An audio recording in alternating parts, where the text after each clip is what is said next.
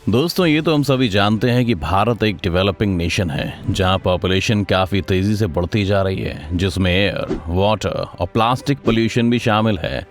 वहीं अगर हम प्लास्टिक की बात करें तो इस पर लगाम लगाने के लिए हाल ही में भारत सरकार ने सिंगल यूज़ प्लास्टिक पर बैन लगाने जैसा बड़ा कदम उठाया था, जिसका इम्प्लीमेंटेशन करना इतना आसान नहीं है क्योंकि हमें जल्द से जल्द इसका विकल्प ढूंढना होगा। लेकिन एक कहावत है कि आवश्यकता ही आविष्कार की जननी है, तो देश में प्लास्टिक के कई इको फ्रेंडली ऑप्शंस आ चुके हैं। आइए जानते हैं इन्हीं के बारे में, जो न सिर्फ देश में रहने वाले 125 करोड़ लोगों के लिए बल्कि आवारा जानवरों के लिए भी काफ़ी अच्छे हैं। जहाँ तक प्लास्टिक की बात है तो ये न सिर्फ आपकी सेहत के लिए बल्कि पर्यावरण के लिए भी बड़ा खतरा है। एक आंकड़े की बात की जाए तो दुनिया में सबसे ज़्यादा प्लास्टिक की मैन्युफैक्चरिंग हमारे ही देश में होती है। लेकिन 1 जुलाई से सिंगल यूज प्लास्टिक पर लगने वाले बैन ने कई स्टार्टअप्स और प्लास्टिक बैन से पहले इको फ्रेंडली प्रोडक्ट्स बनाने वाली कंपनियों में एक नई जान फूंक दी है। दिल्ली में इको इंडिया नाम की एक कंपनी है जो गन्ने के वेस्ट मटेरियल से ऐसे प्रोडक्ट्स बना रही है जो पूरी तरह से इको फ्रेंडली है। आसान भाषा में कहें तो इन्हें यूज़ करने के बाद बड़े आराम से डिस्पोज किया जा सकता है और ये प्लास्टिक की तरह नदियों और सड़क के किनारे कचरे का हिस्सा नहीं बनते हैं। इस कंपनी में काम करने वाले लोगों में महिलाओं की भी अच्छी खासी हिस्सेदारी है और हर बार नया रोजगार ढूंढने वाले लोगों के लिए ये कंपनी एक परमानेंट काम करने की वजह भी बन गई है। इतना ही नहीं, आज के समय में इको इंडिया का नाम देश में इको फ्रेंडली प्रोडक्ट्स बनाने वाली कंपनी में सबसे ऊपर आता है। कब हुई इस कंपनी की शुरुआत? साल 2010 में जब इस कंपनी की शुरुआत हुई तब भारत में लोग एक बड़े लेवल पर सिंगल यूज प्लास्टिक का इस्तेमाल कर रहे थे। ये कोइंसिडेंस ही है जब इस कंपनी की सीईओ और फाउंडर रिया मजूमदार यूके से दिल्ली आई, तब उन्होंने इस तरह का कुछ भी करने के बारे में नहीं सोचा था। लेकिन जब उन्होंने देखा कि देश में जिस लेवल पर प्लास्टिक का इस्तेमाल किया जा रहा है और आने वाले समय में सरकार के साथ भारत में रहने वाले लोगों के लिए एक बड़ी समस्या बन सकता है, और हुआ भी कुछ ऐसा ही, क्योंकि तब इसके कॉन्सिक्वेंसेस के बारे में कोई सोच नहीं रहा था। लेकिन रिया ने इसके लिए काफ़ी पहले से तैयारी शुरू कर दी थी। बता दें कि जब रिया मजूमदार यूके में रहती थीं तब उन्होंने देखा कि ज़्यादातर सभी डेवलप कंट्रीज़ में इको फ्रेंडली प्रोडक्ट्स का चलन काफ़ी पहले से ट्रेंड में है। ये एक बड़ी वजह है कि इन सभी देशों में लोगों को भी इस बारे में अच्छी खासी जानकारी है और कि कौन सी चीज़ को कहाँ फेंकना है।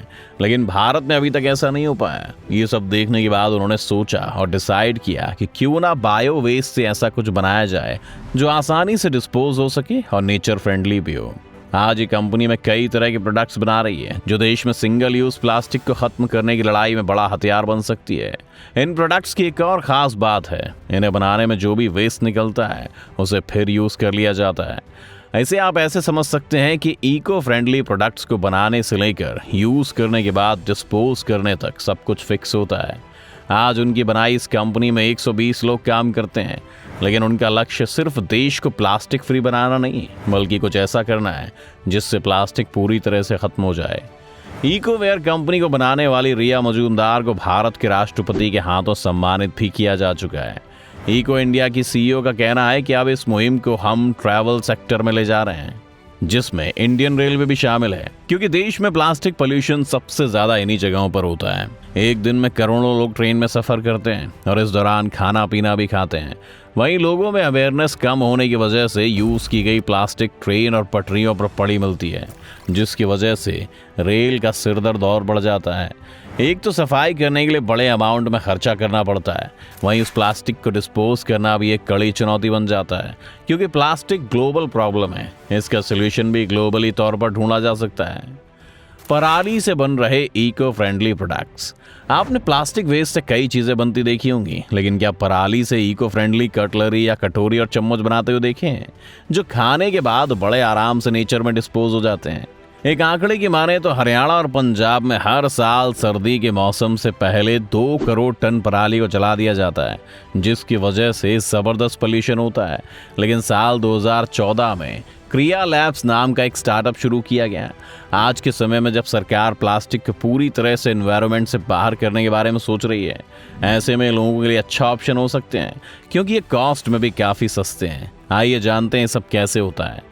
सबसे पहले धान को छोटे छोटे टुकड़ों में काट दिया जाता है। इसके बाद इन छोटे छोटे टुकड़ों को अच्छी तरह से धोया जाता है, जिससे इसमें मौजूद रेत और धूल बाहर निकल जाती है। इसके बाद धान से निकली इस पराली को भाप देकर पकाया जाता है ताकि इससे पेस्ट बन सके। आपकी जानकारी के लिए बता दें कि इस पेस्ट को पल्प कहा जाता है, जिसकी मदद से सांचों में डालकर कटोरी और प्लेट बनाई जाती है। इतना ही नहीं, इस कंपनी को चलाने वाले लोगों का कहना है कि हम इन्हें बनाने वाली मशीनों को जल्दी से लोगों के घर तक पहुंचा देंगे, जो इनके इनकम का साधन भी बन सकती हैं। ऑनलाइन फूड डिलीवर करने वाली कंपनियां आगे आईं। सरकार के सिंगल यूज प्लास्टिक पर बैन का कई कंपनियों ने खुले दिल से स्वागत किया है, क्योंकि वो देश को स्वच्छ बनाने की इस मुहिम में हिस्सेदार बनना चाहती हैं। बर्गेरामा नाम की एक ऐसी कंपनी है जो महंगा होने के बाद भी फूड डिलीवर करने के लिए इन इको फ्रेंडली प्रोडक्ट्स का इस्तेमाल कर रही है। इस कंपनी के सीईओ कबीर बोस ने बताया कि सरकार एक बड़े लेवल पर सिंगल यूज प्लास्टिक को इस्तेमाल नहीं करने के लिए लोगों को जागरूक कर रही है। वहीं अगर हम सिंगल यूज प्लास्टिक को यूज करते हैं तो कहीं ना कहीं इससे हमारे ब्रांड की इमेज पर फर्क पड़ेगा, लेकिन वहीं ऐसा नहीं करने से हमारी अपने आप ही एक अलग तरह की ब्रांडिंग होने लगेगी। ऑनलाइन फूड डिलीवरी बनी सिंगल यूज प्लास्टिक की एक बड़ी वजह। सरकार ने सिंगल यूज प्लास्टिक पर 1 जुलाई के बाद से बैन लगा दिया है, लेकिन फूड की ऑनलाइन डिलीवरी करने वाली कंपनियां खाने के साथ फूड कटलरी भी दे रही हैं, जिनका एक बार के बाद दोबारा यूज करना यानी रिसाइकल करना काफी मुश्किल काम है। वहीं जब ये कचरे में मिल जाती हैं तो डिस्पोज ना होने की वजह से ये पोल्यूशन के लिहाज से सरकार के लिए एक बड़ी चुनौती है।